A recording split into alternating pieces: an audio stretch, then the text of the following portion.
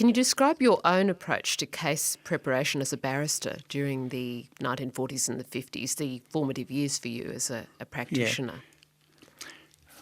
Well, most of my work in those the 40s and part of the 50s was, I said earlier, in the petty sessions courts. I did an occasional district court appearance, and I think in the early 50s I got my first Supreme Court action on my own, which was rather quick because sometimes it could be, some of them be 10 years or more before I got a brief in the Supreme Court.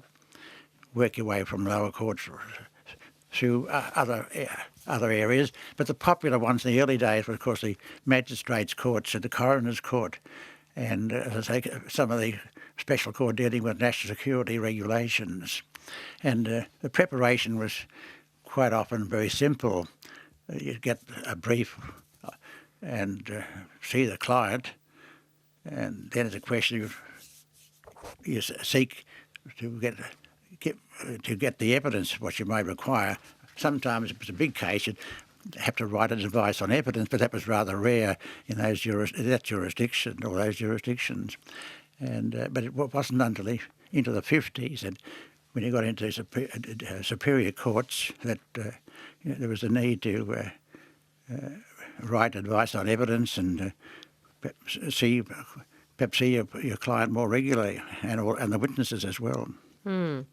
So how would you describe your approach to trials in those days? Were you, by that point, having observed a lot of very experienced counsel, like you were mentioning, Yeah. what became, I guess, if you like, illustrative of your own approach to dealing with judges, witnesses and trials? Well, I hope to adopt a reasonably calm approach in court, and You weren't theatrical, obviously, like Clive Evatt. no, not many were, although some were quite brilliant. John Davern did a lot of criminal law.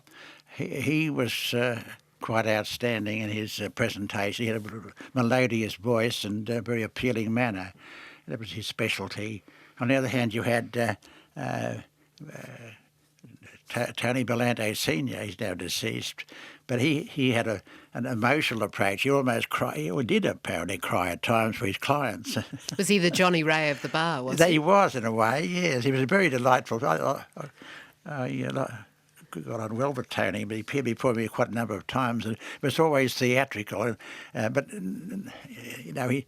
he delighted in presenting his clients in a colourful way. I know he presented one lady as all in white.